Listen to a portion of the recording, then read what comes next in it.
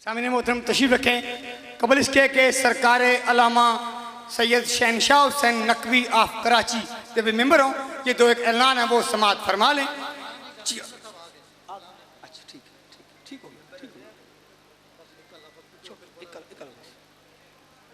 बिला ताखीर सुल्तान नैनवा के मेरे पाक पर अब जीनत अफरोज हो रहे हैं। नातक कुरान के बेमिसल पारों के बा कमाल कारी औलादे अली व बतूल सरकार अलामा सैयद शहनशाह हुसैन नकवी ऑफ कराची। मैं इनसे दरख्वास्त गुजार हूँ कि रौनक अफरोज मेंबर होकर मोमिनीन के खाना इदराक को अपने आबाओ अजदाद की तमजीद से मुनव्वर फरमाएं।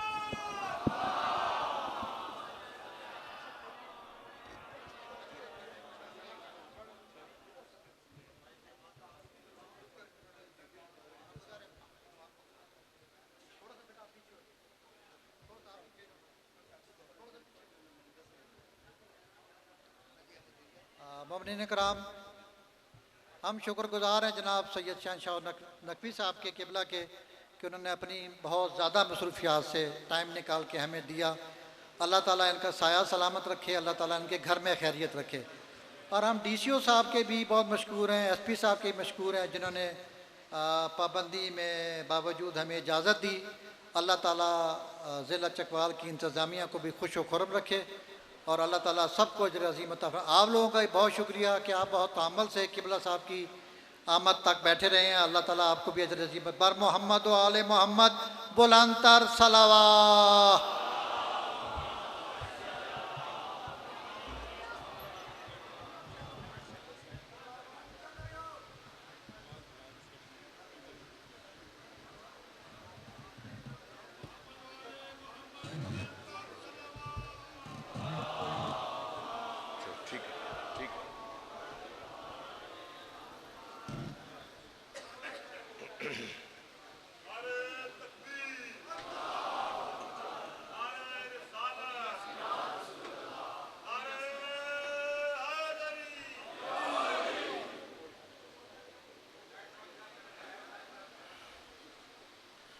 फ़ातिहा। बिस्मिल्लाहिर्रहमानिर्रहीम अल्हम्दुलिल्लाहि रब्बिल आलमीन अर्रहमानिर्रहीम मालिकि यौमिद्दीन इय्याका नअबुदु व इय्याका नस्तईन इहदिनस सिरातल मुस्तक़ीम सिरातल लज़ीना अनअमता अलैहिम गैरिल मग़दूबि अलैहिम वलद्दाल्लीन। अल्लाहुम्मा सल्लि अला मुहम्मद व आलि मुहम्मद। अऊज़ु बिल्लाहि मिनश शैतानिर रजीम। बिस्मिल्लाहिर रहमानिर रहीम। अल्हम्दुलिल्लाहिल्लज़ी ला यबलुगु मिदहतहुल क़ाइलून वला युहसी नअमाअहुल आद्दून वला युअद्दी हक़्क़हुल मुजतहिदून। अल्लज़ी लैसा लिसिफ़तिही हद्दुम महदूद वला नअतुम मौजूद वला वक़्तुम मअदूद वला अजलुम ममदूद। फ़तरल ख़लाइक़ बिक़ुदरतिही व नशरर रियाह बिरहमतिही। अस्सलातु वस्सलामु अलर रसूलिल मुसद्दद अल मुस्तफ़ल अमजद अल महमूदिल अहमद सय्यिदिना व मौलाना व मौलल कौनैन जद्दिल हसन वल हुसैन आनी अबुल क़ासिम मुहम्मद। अल्लाहुम्मा सल्लि अला वालिहि तय्यबीन ताहिरीन अल मासूमीन अल्लज़ीना क़ालल्लाहु इन्नमा युरीदुल्लाहु लियुज़हिबा अन्कुमुर रिज्सा अहलल बैत व युतahhirakum तत्हीरा।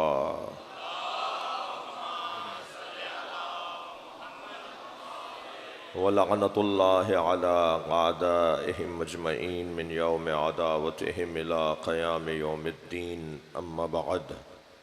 क़ालल हकीम फ़ी क़ुरआनिल करीम बिस्मिल्लाहिर रहमानिर रहीम। वक़ाल रसूल या रब्बि इन्ना क़ौमी इत्तख़ज़ू हाज़ल क़ुरआन महजूरा। सलवात।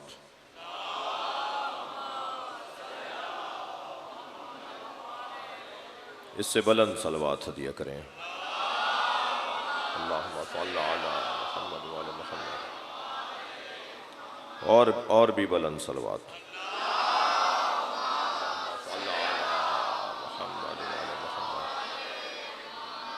सूरह मुबारक फ़ुरक़ान की आयत नंबर 30 है जो मैंने आपके सामने पढ़ी है। इस आयत में अल्लाह अपने नबी की एक शिकायत को बयान कर रहा है। वक़ाल रसूल, और रसूल कहेंगे या रब्बे इन्ना कौमी इत्तख़ज़ू हाज़ल क़ुरआन महजूरा। ऐ मेरे अल्लाह, मेरी कौम ने, अब जो तर्जुमा सब ने किया है पहले मैं वो तर्जुमा करूँगा, फिर इस तर्जुमे से हटकर एक तर्जुमा करूँगा। जो तर्जुमा किया है वो ये किया है कि ए मेरे रब, ए मेरे अल्लाह, मेरी कौम ने कुरान को पढ़ना छोड़ दिया था, मेरी कौम ने कुरान को छोड़ दिया था। ये सब ने तर्जुमा किया है। मैं तर्जुमों से तो इख्तलाफ कर सकता हूँ ना। कुरान से इख्तलाफ करने वाला काफिर है, मगर तर्जुमे से इख्तलाफ करने वाला तो मुहक्किक है, तालिब इल्म है। बहुत सारी अहादीस, बहुत सी आयात हैं जिनका तर्जुमा दोबारा से होना चाहिए, बेहतर अंदाज से होना चाहिए। अच्छा, ये तो बात सब पर वाज़ेह है मेरा सुन्नी शिया मोहतरम मजमा चकवाल का कि ये मजलिस अज़ाए इमाम हुसैन कुरान और अहले बैत की मारिफत में इजाफ़े का सबब है। यानी हम कुरान की आयत पढ़कर बात को शुरू करते हैं और इस आयत के मिज़दाक़ों तक पहुँचने की कोशिश करते हैं। यानी कुरान सामित क्या कह रहा है, हम जोड़ते हैं कि कुरान नातिक़ क्या बोल रहे हैं। लफ्ज़ों को और बेहतर कर लेता हूँ कि हम कुरान से अहले बैत तक पहुँचते हैं। हमारा काम कुरान और अहले बैत से हटकर नहीं है। इन मजलिसों का मकसद, इस फ़र्श अज़ा का मकसद कुरान फ़हमी है और मारिफत अहले बैत है। और हम जिस जगह पर आज खड़े हैं उससे एक कदम आगे आ जाएं तो इसी को मारिफत और इरफान कहा जाता है। ये बच्चा जवान अगर अपने इरफानियात में इजाफा करना चाहता है तो इसे एक मंजिल आगे आना पड़ेगा। तो अब मेरे हिस्से का जो खिताब है उसमें मैंने जो आयत ली है उसमें तर्जुमा मैंने आपके सामने कर दिया। मुझे इस तर्जुमे से कुछ थोड़ा सा इख्तलाफ है। अच्छा है, बहुत सारी आयात हैं, बहुत सारी, मसलन कितनी मशहूर हदीस है, इन्नल हसन वल हुसैन सैयदा शबाब अहलिल जन्ना। सब ने तर्जुमा किया है, शायद यहाँ भी कहीं लिखा हुआ हो, अक्सर जगह लिखा हुआ होता है कि हसन हुसैन सरकार नबी ने फरमाया हसन हुसैन जवाना ने जन्नत के सरदार हैं।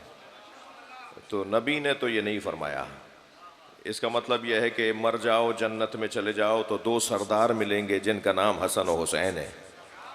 तो गोया मुर्दों के सरदार, मरने वालों के सरदार, ये नबी ने कहा ही नहीं है। नबी ने तो सीधी सादी ज़बान में फरमाया इन्नल हसन वल हुसैन सैयदा शबाब अहलिल जन्ना। हसन हुसैन जवाना ने अहले जन्नत के सरदार हैं और अहले जन्नत होने के लिए मरना ज़रूरी नहीं है।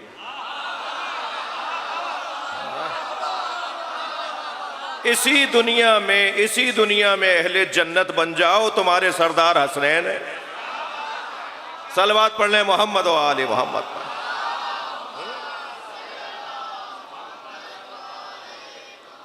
इसी तरह एक और मशहूर मौला अली का फरमान, सलूनी सलूनी क़ब्ल अन तफ़क़िदूनी, पूछो पूछो इससे पहले कि मैं दुनिया से चला जाऊं।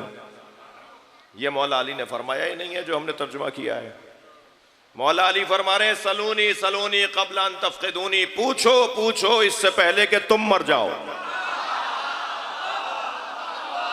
जो अली से नहीं पूछेगा मर जाएगा, और जिसने अली से पूछा है वो मालिक अश्तर आज भी जिंदा है।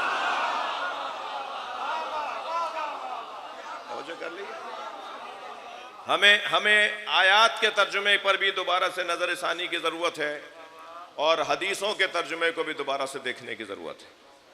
अब ये इस आयत में क्या अल्लाह, अब पहले तो भाई तर्जुमा बेहतर करने के लिए मैं आपसे थोड़ी सी तवज्जो और चाहूंगा। जो रहमतुल लिल आलमीन हो वो शिकायत कैसे करेगा? अच्छा, शिकायत करेंगे वो तो फिर मसला कोई इतना संजीदा है कि जिस पर नबी नाराज है। नाराजी तो शिकायत करता है, भाई बोलो ना, बात करो मेरे बच्चों, आपसे बात कर रहा हूं।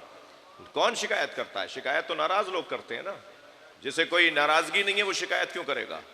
यानी इसका मतलब यह है कि मसला इतना संजीदा है कि नबी मुकर्रम नाराज हैं और शिकायत करेंगे। और शिकायत क्या करेंगे कि मेरी कौम ने कुरान पढ़ना छोड़ दिया था। मैं इस बात का इकरार करता हूं कि कुरान जैसा पढ़ा जाना चाहिए, कुरान को जैसा अच्छे लहन से, अच्छे सुरों में, अच्छे लहजे में, तजवीद के साथ, जी तरतील के साथ, मसलन खूबसूरत लहन और सुर के साथ पढ़ना चाहिए। कुरान के हाफिज हर गली में होने चाहिए। कोई महल्ला ऐसा ना हो जहां हमें हर दूसरे घर में हाफिज कुरान ना मिले। कोई सुन्नी शिया मुसलमान ही ना रहे जिसे कुरान पढ़ना ना आता हो। ये बात बिल्कुल ठीक है, यानी इसका इनकार नहीं है कि कुरान की अहमियत कितनी है। मगर मेरा सवाल यह है कि आज कुरान ज्यादा पढ़ा जा रहा है या अब से 200 साल पहले ज्यादा पढ़ा जाता था? आज कुरान 200 साल से ज्यादा पहले जो कुरान पढ़ा जाता था उससे ज्यादा पढ़ा जा रहा है कुरान। ऐसा ही है। खुद पाकिस्तान में 1000 से ज्यादा तो शिया हाफिजान कुरान है। शियों में हाफिजान कुरान 1000 से ज्यादा है। ठीक है, पहले ढूंढ ढूंढ के मिलते थे। हाफिज किफायत साहब मिसाल चंद नाम लिए जाते थे कि जी हाफिज कुरान है, और अब तो हर शहर के अंदर हाफिजान कुरान है। अहले सुन्नत के यहाँ भी सबसे ज्यादा कौन सी किताब छपती है? सबसे ज्यादा कुरान छपता है। दुनिया में सबसे ज्यादा छपने वाली किताब कुरान। और जैसे इस वक्त कुरान की तरफ तवज्जो बढ़ी है, मेरा ईमान है, मेरा मुशाहिदा है कि आइंदा 100 साल के बाद, आइंदा 50 साल के बाद शायद ही कोई रह जाए जिसे कुरान पढ़ना ना आता हो। बढ़ रहा है ना इस तरफ माहौल। अब तो सोशल मीडिया के जरिए, अब तो यूट्यूब के जरिए, अब तो जो है वो वीडियो लिंक के जरिए से, अब तो जूम के जरिए से बच्चे कुरान पढ़ रहे हैं। कुरान पढ़ाने वाला बैठा होता है मिसाल के तौर पर किसी दूसरे मुल्क में, और कुरान हम यहाँ पढ़ रहे होते हैं जूम के जरिए से। हमारे बच्चे लैपटॉप के ऊपर, मोबाइलों के ऊपर, किसके पास मोबाइल नहीं है? सही है, सबके पास। तो आज तो कुरान पढ़ना आसान हो गया। तो मुझे लगता है 50 साल के बाद कोई शिया सुन्नी नहीं रहेगा जिसे कुरान पढ़ना आना आता हो। मगर ये शिकायत तो नबी क़यामत में करेंगे। तो कुरान पढ़ने वालों में इजाफा हो रहा है और नबी की शिकायत ये होगी कि मेरी कौम ने कुरान छोड़ दिया था। नहीं, तर्जुमा ठीक कीजिए, या रब्बे इन्ना कौमी इत्तखदू हादल कुरान महजूरा। या अल्लाह, मैंने कुरान अली के साथ दिया था, इन्होंने तन्हा ले लिया।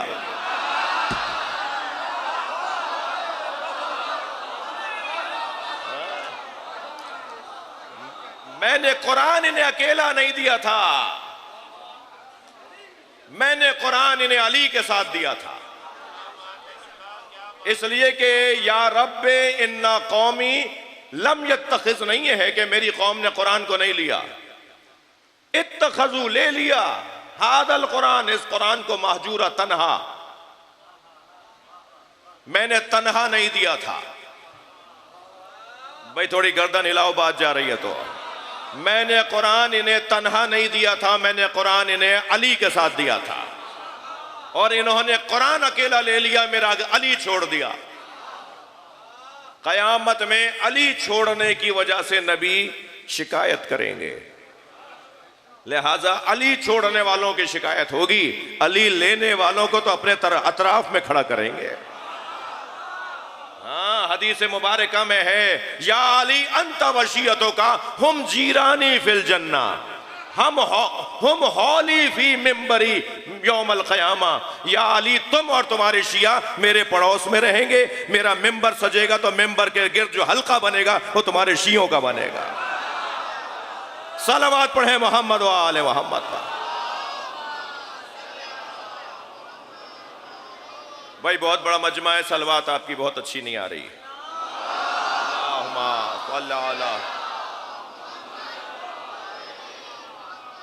अल्लाह चाहता यह है कि कुरान हमेशा मुफस्सिर के साथ लिया जाए, एक दिन भी कुरान समझाने वाले के बगैर न रहे। कोई जमाना ऐसा ना हो जो कुरान समझाने वाला कुरान के साथ ना हो। भाई जुमला हदिया करने जा रहा हूं, तवज्जो आपकी और मुझे चाहिए। जिस नबी ने ये फरमाया ना, हमारे नबी ने, जिस नबी ने ये फरमाया कि अल्लाह है और हमने मान लिया, उसी नबी ने कहा है कि कुरान और अहले बैत अलहदा नहीं होंगे। तो माने कि अगर कुरान है तो अहले बैत भी हैं। कुरान है ना, हमारे इमाम बारगाह में भी है, मस्जिद में भी है, घरों में भी है। कुरान है तो नबी ने कहा है कुरान लन यफ्तरिका हत्ता यरिदा अलैहिल हौज़, ये एक दूसरे से अलहदा नहीं होंगे। तो अगर कुरान है तो माने अहले बैत भी हैं। अब अगर नजर नहीं आ रहे तो मैं अपनी आंखों का इलाज करवाऊं। जी कुरान है, अहले बैत हैं, अब हमें अपने आंखों को बेहतर करना होगा। मुझे अपने ही दो मिसरे याद आ रहे हैं, कुछ कभी कभी शेर कह लेता हूं। अर्ज किया था, वो सामने है मगर उनको किस तरह देखूं। भाई थोड़ी तवज्जो, शेर सुनने के अंदाज से ही। वो सामने है मगर उनको किस तरह देखूं, हिजाबे कम नजरी दरमिया में हाइल है। मुझे अपने वजूद को आंख बनाना पड़ेगा तब इमाम नजर आएंगे। मुझे पूरे वजूद को आंख बनाना पड़ेगा तब इमाम नजर आएंगे। नबी ने फरमाया कि कुरान और अहले बैत एक दूसरे के साथ हैं, ये एक दूसरे से अलहदा नहीं होंगे, यहां तक कि हौज़े कौसर पे आके मुझसे मिलेंगे। तो कुरान का होना बता रहा है कि अहले बैत भी हैं। अय्याम अज़ा ख़त्म होंगे, आप शादियों की तकरीबात में शिरकत करेंगे। शादियां जब हो रही होती हैं तो मुहज़्ज़ब घरानों में मिक्स गैदरिंग नहीं होती। ख़ानदानी लोगों में मर्द और औरतों का इख्तिलात नहीं होता। ख़वातीन और मर्द एक साथ नहीं बैठते ख़ानदानी लोगों के यहाँ। तो वो जो है ना हज़रात के, तो जो मुहज़्ज़ब घराने होते हैं उनके यहाँ क़नात लगती है, औरतें अलहदा बैठती हैं। बोलिए ना भाई, आपकी तो हिमायत कर रहा हूँ मैं। और मर्द अलहदा बैठते हैं। मर्दों में स्टेज पे दूल्हा बैठा हुआ होता है और औरतों में स्टेज पे दुल्हन बैठी होती है। सारी औरतें दुल्हन को देख देख कर यकीन रखती हैं कि वहां दूल्हा है, जबकि उन्होंने दूल्हा को देखा नहीं होता। और सारे मर्द दूल्हा को देख देख कर यकीन करते हैं कि वहां दुल्हन है, अगरचे मर्दों ने दुल्हन को देखा नहीं होता। जब तय है कि ये दोनों होंगे तो तकरीब होगी। जब ये तय है कि ये दोनों होंगे तो तकरीब होगी। तो एक का वजूद दलील है कि दूसरा भी है। जब नबी ने फरमा दिया कि ये दोनों एक साथ रहेंगे, अलहदा नहीं होंगे, तो कुरान का वजूद बता रहा है कि इमाम मेहदी भी हैं।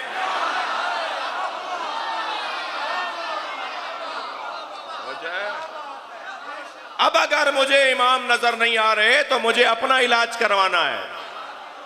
मेरे मौला किसी गार में नहीं है, इस वक्त मजलिस में है। मैं बुलंद सलवात से उन्हें बुलाऊं।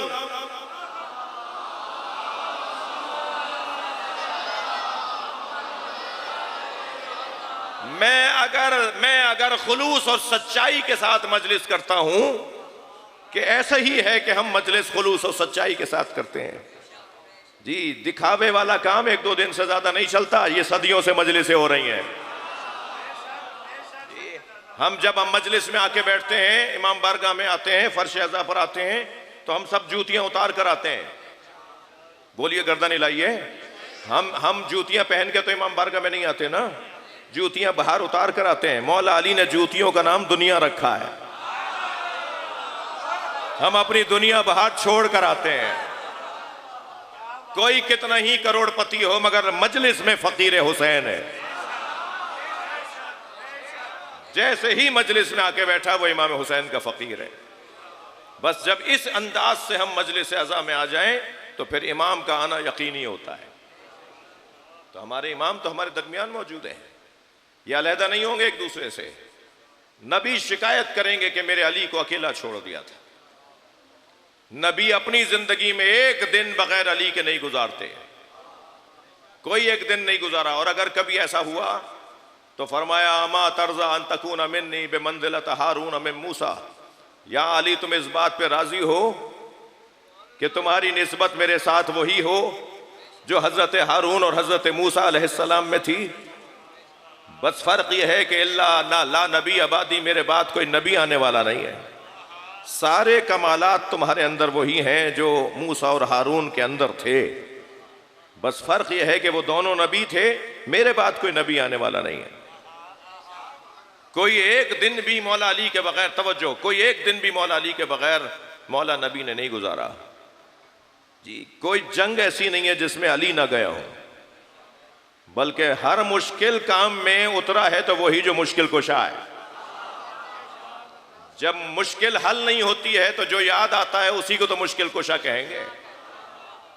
कुछ लोग हैं जो टेढ़ा मुंह कर करके कहते हैं कि जी खुद मुश्किल कुशा हैं, मुश्किल कुशा हैं तो खुद अपनी मुश्किलें हल क्यों नहीं करते जी। जिन्हें तुम मुश्किल कहते हो ना, अली के लिए वो लज्जते गाम उदहन है। जिन्हें तुम कहते हो ना अली के साथ ये मुश्किल थी, अली से पूछे ना वो मुश्किल थी या अली की मेराज थी। अली मौला ने तो उन्हें मुश्किल नहीं बोला, अली मौला ने तो उन्हें अपने लिए इमामत का सबूत फराहम किया है। अली मौला के लिए कोई मुश्किल नहीं है। जो मुश्किल मंजिलों को गुजार दे उसकी सीरत पर अमल करना ही मुश्किल कुशाई है। उसकी जिंदगी को अगर सामने रखकर जिंदगी गुजारी जाए तो फिर यह मुश्किल कुशाई है। जिस मौला की बात मैं कर रहा हूं वो इसमें आजम है। अच्छा, अगर कुरान की सूरह अलहम्द को किसी मुर्दे पे पढ़ दिया जाए तो मुर्दा जिंदा हो जाए। और कुरान ने ही कहा है वकुल्ल मबहिल मौता, कुरान से मुर्दों को जिंदा किया जाता है। और कुरान मुर्दों को जिंदा करने का सबब है। सूरह अलहम्द किसी मुर्दे पे पढ़ दें तो वो जिंदा हो जाए। तो जो रूह कुरान है, जो जाने कुरान है, जो मुजस्सम कुरान है, जो बोलता कुरान है, उसका नाम या अली कहूं तो मुर्दा कैसे जिंदा ना हो। वो और बात है, वो और बात है कि या अली कहने वाले के अंदर ये तासीर होनी चाहिए। अली मौला का नाम मैं भी लेता हूं, मिक़दाद भी लेते थे, सलमान भी रहते थे, अबू ज़र ग़िफ़ारी भी रहते थे, मालिक अश्तर भी लेते थे। मगर जैसे जैसे, अच्छा मैसा में तम्मार भी लेते हैं। तो जैसे जैसे मेरा किरदार ऊंचा होता चला जाएगा ये नाम असर करता चला जाएगा। तो मुझे अपने आप को कुछ बेहतर करना है। थक तो नहीं रहे मेरी बातों से जी। कुछ अरसे से अल्हम्दुलिल्लाह हमारी मजलिसों में एक तादाद जवानों की, शख्सियात की तशरीफ़ लाती है कि जी हम शिया होना चाहते हैं। तो पहले तो मैं ये कहता हूँ जी मैं भर्ती करता नहीं हूँ, आप अपना मतलब बताइए, आप क्यों शिया होना चाह रहे हैं। तो फिर जब वो बताते हैं कि जी ये वजह है, ये वजह है, तो फिर जब तसल्ली हो जाती है तो हम उनसे कहते हैं कि जी हम भी आपके साथ कलमा दोहरा लेते हैं। ये तो अल्लाह रसूल और अली का जिक्र है ना, ये तो हम रोज़ाना करते हैं, ये तो अजानों में हम रोज़ाना बोलते हैं, तो मजलिस में भी बोल देते हैं। तो फिर वो 2 4 6 जवान खड़े होते हैं, हम उनके साथ पूरे मजमे को दोबारा से कलमा पढ़वाते हैं। जिक्र है ना अल्लाह का, तो अल्लाह रसूल और मौला अली का जिक्र है, बार बार होना चाहिए। तो एक जगह 2 जवान खड़े हुए कि जी हम शिया होना चाहते हैं। मैंने कहा जी क्या मतलब है, क्यों शिया होना चाहते हो। तो मैंने कहा जी हमारी वजह से शिया मत होना, हमारा हाल अच्छा नहीं है। तो कहने लगे नहीं हम आपकी वजह से नहीं हो रहे। तो फिर मैंने कहा फिर मतलब बताइए क्यों शिया हो रहे हैं। तो कहने लगे 2 बातों की वजह से मैं शिया होना चाहता हूँ। वो दोनों जवान मुत्तफ़िक़ होकर बात कर रहे थे। माइक एक ने लिया हुआ था, दूसरा उसके बराबर में खड़ा था। कहने लगा 2 बातों की वजह से हम शिया हो रहे हैं, एक फ़ज़ाइल अली, एक सब्र हुसैन।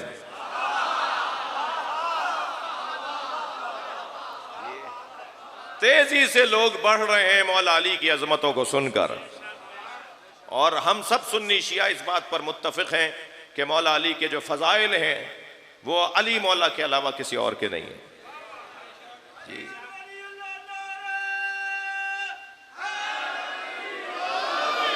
अब कौन से मैदान में बात हो, कौन से मौजू पर गुफ्तगू हो, मौला अली के हवाले से जितने भी कमालात हैं वो जहां कमाल पर पहुंचते हैं उसे अली कहते हैं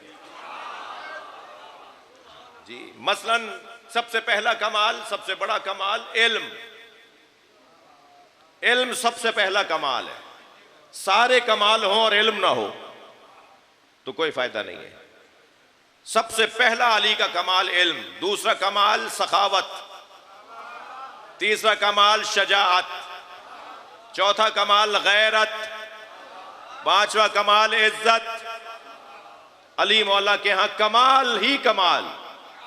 किसी के नजदीक कमाल शोहरत है तो वो मशाहीर के दरवाजे पे जाता है। किसी के नजदीक कमाल हुस्न जाहिरी है तो वह हसीनों के दरवाजे पे जाता है। किसी के नजदीक कमाल इल्म है तो वह अहले इल्म से दोस्ती करता है। किसी के नजदीक कमाल सखावत है तो वह सखियों से दोस्ती करता है। किसी के नजदीक कमाल शजाअत है तो वह बहादुरों से दोस्ती करता है। किसी के नजदीक कमाल कुर्सी है तो वह साहिबान मनसब से दोस्ती करता है। अल्लाह नहीं चाहता था कि लोग दर दर की ठोकरें खाएं, एक ही घर में सारे कमाल रख दिए। तवज्जो है ना हज़रात की? एक ही घर में सारे कमाल अल्लाह ने रख दिए। उन कमालों में सबसे बड़ा कमाल इल्म है। उन कमालात में सबसे बड़ा कमाल हिल्म है, शजाअत है। शजाअत का तो क्या कहना, आज भी अगर कोई चाहता है कि उसके अंदर शजाअत बढ़े, तवज्जो, तो वो मौला अली का सिर्फ नारा लगा देता है तो खून में हरारत आ जाती है। और अगर किस्सा सुन ले और अगर तरीका सुन ले कि अली का अंदाज क्या था, अली मौला का तरीका क्या था, तो फिर हमारे लिए भी उसूल मुरत्तब हो जाते हैं। माशाअल्लाह, हमारे लिए भी उसूल मुरत्तब हो जाते हैं कि कैसे हमें मुकाबला करना है मुखालिफ का, दुश्मन का। जी याद रहे कि शिया का दुश्मन नहीं है, सुन्नी शिया का दुश्मन नहीं है, शिया सुन्नी का दुश्मन नहीं है, सुन्नी सुन्नी का दुश्मन नहीं है। दुश्मन हमारा वो है जो हमें लड़वाना चाहता है, जो हमारे दरमियान फसाद डालना चाहता है। उसे हमें पहचानना होगा और उसी को निशानदही करके इदारों तक बात पहुंचानी होगी कि कौन हमें लड़वाना चाह रहा है, कौन हमारे दरमियान फसाद फैलाना चाह रहा है। जी मेरे मौला जब मैदान में उतरते हैं तो मैदान में लश्कर की बुनियाद पे नहीं उतरते, बल्कि मैदान में अल्लाह पर भरोसे की बुनियाद पर उतरता है। अब अली का साथ कोई दे तब भी अली अली है, अली का साथ कोई न दे तब भी अली है। मैदान ओहद में सब चले गए मगर अली नहीं गए, और अकेले ऐसे लड़ रहे थे कि जैसे लश्कर की बुनियाद पे सरदार लड़ता है। तो जिब्रील ने आकर रसूलुल्लाह से कहा, या रसूलुल्लाह, देख रहे हैं आपका अली कैसे लड़ रहा है। तो मौला नबी ने बेसाख्ता फरमाया, कैफा ला इन्नहु मिन्नी व अना मिन्हु, कैसे ना लड़े, मैं उससे हूं वो मुझसे है। अब ये वो मुझसे है और मैं उससे हूं, इसमें ताकत कितनी है कि जिब्रील ने फौरन कहा, अना मिनकुमा, और मैं आप दोनों से हूं।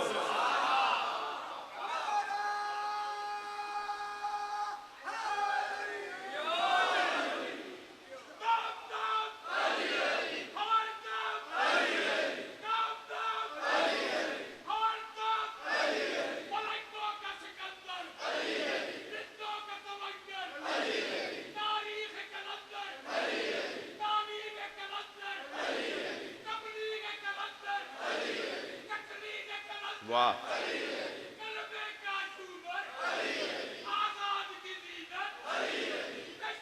मिल के जवाब दें।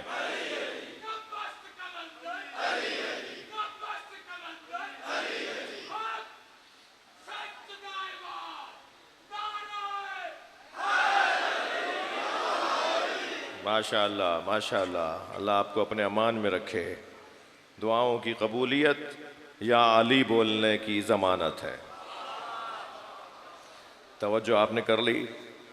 जंगे बद्र में क्या हुआ था, अभी मेरे भाई मुझसे एक गुफ्तगू ज़िम्नन हो रही थी कि हमसे कहा जाता था कब तक खैबर और खंदक पढ़ेंगे, तो मैं उन्हें जवाब दे रहा हूं, जब तक कुरान में इनका जिक्र है हम पढ़ेंगे। अगर खैबर और खंदक, बद्र और ओहद को अगर तुमने पढ़ना छोड़ दिया तो लोग बुज़दिल हो जाएंगे। बार बार पढ़ें, सजा कर पढ़ें, एहतमाम से पढ़ें। मौला अली की शाजाअत और बहादुरी पढ़ने से बहादुरी बढ़ेगी। ये कैसे मुमकिन है कि मैं 2 घंटे तक गुलाब बेचने वाले के धक्के पे बैठूं तो 4 घंटे तक मेरे अंदर से गुलाब की खुशबू ना आए? ये कैसे मुमकिन है कोई 70 साल से अली अली बोल रहा और बुज़दिल रह जाए? ये कैसे मुमकिन है? जो मौला अली का तस्करा करेगा वो बुज़दिल नहीं रहता। 3 लोगों को तो या अली मदद बोलना ही नहीं चाहिए।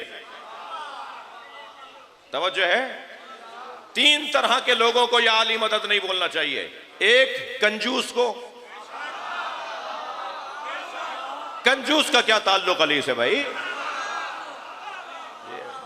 कालर उधरा हुआ है, पांचे फटे हुए, बटन टूटे हुए, चप्पल 2 तरह की पहनी हुई। कौन है ये? चकवाल में इनकी 15 दुकानें। जो अपने ऊपर पैसा नहीं लगाता वह इमाम बारगाह में क्या लगाएगा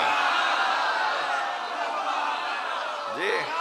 वो मस्जिद में क्या लगाएगा? वो मदरसे को क्यों देगा जी? जितना खर्च कर सकते हैं मौला अली के नाम पर। जी जी फरमाएं।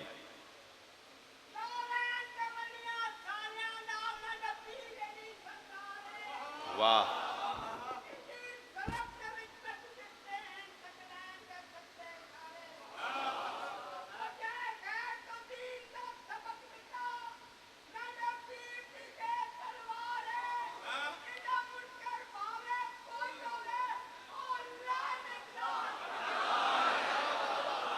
ये पावे कोई होवे इतना जामे लफ्ज है, इतना मजबूत लफ्ज है। हम नाम लेकर क्यों तबर्रा करें?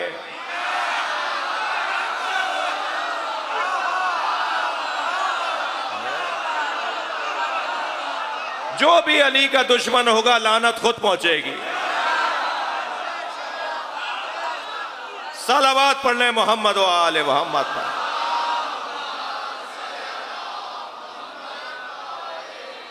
बात आगे बढ़े या नहीं? तो कंजूस का काम मौला अली का नाम लेना। मौला अली का जो नाम लेगा खुद ही सखी हो जाएगा। इनका नाम सखावत आवर है, इनका नाम सखावत बढ़ाता है। कंजूस अली वाला नहीं होता जी। मुझे बहुत शर्म आती है कि जब हम बाज़ जगहों से गुजर रहे होते हैं, मस्जिद की छत टपक रही है, मदरसे की दीवार गिरी हुई है, इमाम बारगाह का कारपेट नया होना चाहिए, और क्या मालूम हुआ कि इस इलाके के अंदर 25 लोग तो वो हैं कि जिनकी 200 एकड़ से ज़्यादा की ज़मीन है, और वो इमाम बारगाह उसी में आके बैठते हैं जिसका फ़र्श ख़राब हो रहा है। ये उसी मदरसे के इल्मी कारनामों से अपने इलाके को मजबूत कर रहे होते हैं जिसकी छत टपक रही है जी। मस्जिद की टूटी हुई है और इस इलाके में 25 बड़े ज़मींदार रहते हैं। तो मुझे शर्म आती है।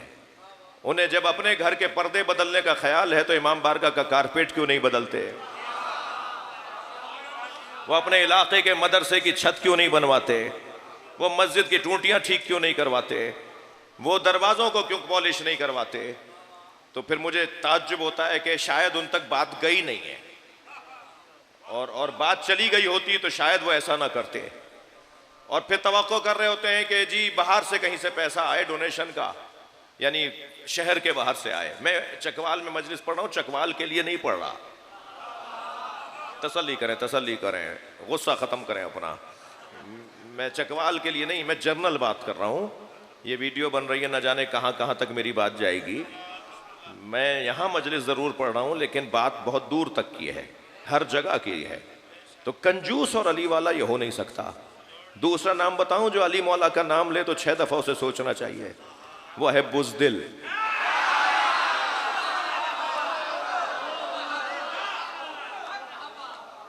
बुज़दिलों का कोई ताल्लुक मौला अली से नहीं है। ये क्या बात हुई कि नाम तो या अली लेकर कहता है, बोलता है, मौला का नाम लेता है, लेकिन जैसे ही कोई मसला आता है तो उसको खुश्की चढ़ने लगती है, उसे घबराहट होने लगती है। अंदर से आवाज लगाओ ना कि मेरा मौला कौन है, फिर वही जहन में ख्याल डालते हैं और कामयाबियां मिल जाती। और तीसरा जिसे 6 दफा सोचना चाहिए मौला अली का नाम लेते हुए, वो है तंग नजर, घुटे हुए दिमाग का आदमी। छोटा आदमी, छोटी सोच का आदमी अली वाला नहीं होता। वो कहता है मौलाए कायनात और खुद गली में बंद हुआ है। वो मानता है मौलाए कायनात और खुद गली में बंद हुआ है, अपनी गली से निकल ही नहीं रहा। अली वाले महदूद नहीं होते, अली मौला के चाहने वाले तंग नजर नहीं होते। कभी झगड़ा है तो सुन्नी शिया का झगड़ा, वो सुन्नी है, अच्छा भाई फिर शिया सारे खुश हैं तो शिया शिया आपस में लड़ रहे हैं, ये उनका है ये इनका है, ये मैं तो अब नाम लूंगा तो आप परेशान हो जाएंगे। तंग नजरी अली को पसंद नहीं है। अली मौला का मानने वाला खुले दिमाग का होता है। अल्लामा हिल्ली ने अपने बेटे से पूछा ना, बेटा क्या बनोगे? तो कहने लगे आप जैसा बनूंगा। तो कहने लगे कुछ भी नहीं बनोगे, क्योंकि मैंने सोचा था कि मालिक अश्तर बनूंगा तो अल्लामा हिल्ली बनाऊं। मैंने सोचा था कि अली के किसी सहाबी की तरह बनूंगा तो हिल्ली बनाऊं। तुम मेरी तरह सोचोगे तो कुछ भी नहीं बनोगे। जो बच्चे जवान छोटी सोच रखते हैं ना कि बस मैंने ये पढ़ लिया तो काफी है, कारनामा करके दिखाओ। पूरे पाकिस्तान में जब तक तालीमी दुनिया में अली वाले अपना कारनामा नहीं करेंगे, समझें कि मुस्तकबिल उनका अच्छा नहीं है। अगर हमें मुस्तकबिल अपना बेहतर करना है तो इन बच्चों को अच्छी तालीम दिलवानी है, और वर्ल्ड की आलमी सतह पर ये बच्चे हमारे कारनामा करके दिखाएं, और कारनामा करने के बाद कहीं और जाके ना रहें, पाकिस्तान पलट कर आए। हमें अपने वतन की खिदमत करनी है, हमें अपनी सलाहियतों को अपने वतन में खर्च करना है। मेरे दोस्त जानते हैं कि जो मैं बाहर जाता हूं तो वहां भी मैं यही जुमले कहता हूं कि पढ़ लिया कमा लिया अब वापस आ जाओ। क्यों गए थे कमाने? कमा लिया, जमा हो गए पैसे, 2 घर बना लिए पाकिस्तान में, तो आ जाओ जरा कुछ थोड़ी सी जमीन भी खरीद लेना, जमींदारी करो और पाकिस्तान में रहो। इसी तरह मैं बच्चों जवानों से कहता हूं पढ़ लिया, कितना पढ़ लिया? फला चीज पढ़ ली, फला चीज पढ़ ली, और मैंने तो ये मेडल ले लिया और मैंने तो वो तमगा ले लिया। तो अब वापस आ जाओ पाकिस्तान के अंदर, और जब वापस आ जाओगे पाकिस्तान के अंदर तो पाक उस्तान है, ये पाकों के नाम पे मिला है। इस वतन की खिदमत करनी है, हमें इस वतन का सिपाही बन के रहना है, हमें इस वतन के मुहाफिजों के शाना बशाना खड़ा होना है। अल्लाह हमें तवानाई दिए, और मैं बहुत वाज़ेह तौर पर अपनी कौम के, अपने मुल्क के जिम्मेदारों को एक जुमला कह रहा हूं कि अगर कभी किसी ने खुदा ना खास्ता पाकिस्तान की तरफ टेढ़ी आंखों से देखा ना, तो वो आंख निकालने वाले हुसैन के अज़ादार होंगे। लब्बैक या हुसैन,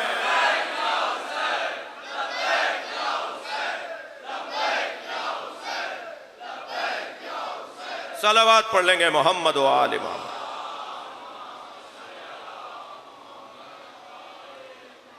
करम है उस जात का कि उसने हमें जिस दरवाजे पर बिठाया है उससे अच्छा दरवाजा नहीं है। मुझे गरज नहीं कौन कहाँ रहता है कहाँ बैठता है, मगर मुझे इससे गरज है कि हम जहाँ बैठे हैं वहाँ से जन्नत का रास्ता बनता है, तरक्की की राहें खुलती हैं, अजमत के पैगामात मिलते हैं, हमारा कद ऊंचा होने लगता है, हमारी शख्सियत बड़ी होने लगती है, हमारा वक़ार बहाल होने लगता है, हमारी तस्वीर अच्छी बनने लगती है। हम दर हकीकत एक अच्छे इंसान तारुफ के तौर पर पेश किए जाते हैं कि देखो जो हुसैन को मानने वाले हैं वो किसी का घर नहीं जलाते, जो हुसैन के मानने वाले हैं वो किसी की आबरू रेजी नहीं करते, बल्कि वो एहसान फरामोश नहीं एहसान मंद रहते हैं। अज़ादारों, सलाम हो उन कटे हुए सरों पर जिन्हें नेज़े की अनियों पर उठाया गया, और उठाने वाले कूचा बकूचा दयार बदयार आवाज़ें लगाते थे ये बागी है। अगर बात यहीं रुक गई होती ना तो शायद हम ऐसे ना रोते, बात तो आगे बढ़ी। कुछ लोग तो ये भी इशारा करते थे ये बागी की बहन है। अजरुकुम अल्लाह, अजरुकुम अल्लाह, आपकी आवाज़ें बुलंद हैं, अल्लाह आपको अजर अता फरमाए। गैरतमंद लोगों का मजमा है, सुन्नी शिया अज़ादारों का मजमा है। अगर हमारे घर की औरत की तरफ कोई देख ले तो हमें खाना नहीं खाया जाता, हमारी तबीयत ख़राब हो जाती है। हम इसी सोच में घुट घुट कर रह रहे होते हैं कि हमारी नामूस के साथ क्या हुआ। अजरुकम अल्लाह, अजरुकम अल्लाह। सलाम हो इमाम ज़ैनुल आबिदीन पर। वो मंज़र बड़ा सख्त था कि जब जनाब सकीना की तरफ एक कुर्सी पे बैठे हुए शख्स ने इशारा किया और बीबी अपने भाई से लिपट गई और एक जुमला कहा, भाई ज़ैनुल आबिदीन, हमने ये तो सुना था कि हमें असीर बनाया जाएगा, मगर ये नहीं सुना था कि हमें कनीज़ी में भी मांगा जाए। अजरुकम अल्लाह, अजरुकम अल्लाह। अल्लाह आपको कोई गम ना दे। ये जो आपकी आवाज़ बुलंद होती है ना, इस आवाज़ के बुलंद होने पर इमाम रिज़ा दुआ देते हैं, या अल्लाह ये हमारे आमर को जिंदा कर रहे हैं। जब आप ऐसे रोते हैं ना तो इमाम मोहम्मद बाक़िर मुसल्ला बिछा के दुआ करते हैं। जिन्हें रोना नहीं आता वो अल्लाह से आंसू मांगा करें, या अल्लाह मुझे एक कतरा हुसैन के गम में अता कर दे। बड़ा कीमती सरमाया है ये जो आंसू है ना आंख से निकलने वाले। अज़ादारो अज़ादारो, शाम का बाजार है और तमाशा देखने वालों का इज़्दिहाम है और मजमा इतना करीब बीबियों के आ रहा है कि इमाम ज़ैनुल आबिदीन अलैहिस्सलाम बार बार कह रहे हैं कि सरों को आगे ले जाओ, लेके ताकि तमाशा देखने वाले आगे चले जाएं। अजरुकम अल्लाह, अजरुकम अल्लाह। एक मुसाफिर है जो शाम के सराय में मुसाफिर खाने में ठहरा हुआ है। वो कहता है, मैं सो रहा था कि शादियाने बजने की आवाज़ें आईं, ढोल ताशे बीन बाजे बजाने की आवाज़ें आईं, रक़्स और तरब की आवाज़ें आ रही थीं। कहता है मैं अपने हुजरे से निकला और मैंने बराबर में ठहरे हुए मुसाफिर से पूछा कि आज मुसलमानों की ईद का दिन तो नहीं है, ये मुसलमान जश्न क्यों मना रहे हैं? तो उसने बताया कि करबला में एक बागी को मारा है, जंग जीतने पर उस बागी का सर काट कर लाए हैं और उसके ख़ानदान वालों को असीर बना कर लाए हैं।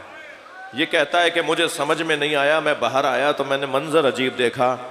सर हैं जो नेज़ों की अनियों पर सवार हैं और कुछ ख़वातीन हैं जिनके हाथों में रस्सियाँ बांधी हुई हैं और उनका वजूद जो है वो नूरों भरा, नूरों से मुनव्वर वजूद है। और जो सर कटे हुए हैं उनके चेहरों पे नूर आया है, चेहरे पे रोब तारी है और एक सर से तो कुरान पढ़ने की आवाज़ आ रही है। वो कहता है ये तो मुझे मालूम हो गया कि ये मामूली लोग नहीं हैं। फिर अचानक मेरी निगाह गई कि आगे आगे एक जंजीरों में असीर चल रहा है। कहता है कि मैं उनके करीब गया और मैंने जाके कहा, तुमने करबला में क्या किया था? तुम्हारे बड़ों ने करबला में क्या किया था जो तुम्हारे बड़ों को मार दिया और तुम्हें असीर बना लिया? तो उसकी गर्दन झुकी हुई थी। एक मर्तबा उसने गर्दन उठा के मुझे कहा, इब्ने उतैबा, तुम तो शाम के रहने वाले नहीं हो। वो कहता है मेरे हाथ पैर कांपने लगे, ये मेरा नाम कैसे जानते हैं? ये कौन है जो मेरा नाम भी जानते हैं, मेरा इलाका भी जानते हैं? मैंने कहा आप कौन है जो मुझे जानते हैं? तो उन्होंने आवाज़ देकर कहा, मैं अली ज़ैनुल आबिदीन हूँ। तो एक मर्तबा इब्ने उतैबा ने तलवार निकाल कर इमाम के दिफा के लिए खड़ा हुआ और कहने लगा, मौला हुसैन कहाँ है? कहा वो जो कुरान पढ़ने वाला सर है वो मेरे बाबा हुसैन का है और वो सर अली अकबर का है और वो घोड़े की गर्दन में जो सर है वो अब्बास का है। और अब मत पूछना कि बीबियों में कौन है, बीबियों में नबी की बेटियां ज़ैनब कुबरा भी हैं। अजरो कमल अल्लाह, अजरो कमल अल्लाह। थकेंगे नहीं, मैं आखिरी जुमले कह रहा हूं अपने हिस्से के। इब्ने उतैबा ने आगे बढ़कर कहा, मौला हुक्म करें मैं आपके क्या काम आऊं?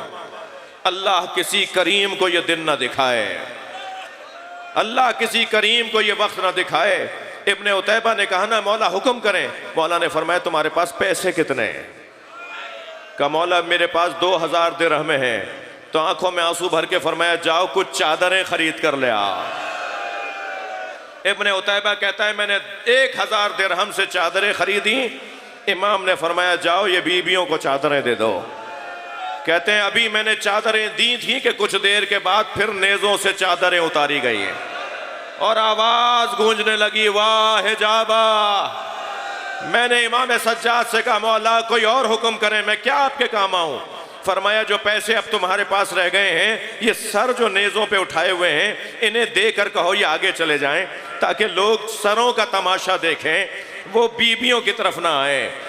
कहता है मैंने अभी ये काम कर रहा था कि मैंने क्या देखा, एक शख्स ने झोली में पत्थर भरे हुए थे और वो बीबियों को पत्थर मार रहा था। उसने एक पत्थर हुसैन की पेशानी पर मारा। कहता है मुझसे रहा नहीं गया, मैंने तलवार निकालकर उसकी तरफ बढ़ना चाहा तो इमाम सज्जाद की आवाज आई, इब्ने उतैबा रुको, तुमसे एक पत्थर बर्दाश्त नहीं हुआ, हम करबला से पत्थर खाते आ रहे हैं, हमें शाम के दरबार में जाने दो, हमें बाबा का पैगाम पहुंचाने दो, हमें नाना का पैगाम पहुंचाने दो। अला लानतुल्लाहि अलल कौमिज़ ज़ालिमीन फसयअलमुल लज़ीना ज़लमू अय्य मुनक़लबिन यनक़लिबून। या अल्लाह इन दुआओं को कबूल फरमा।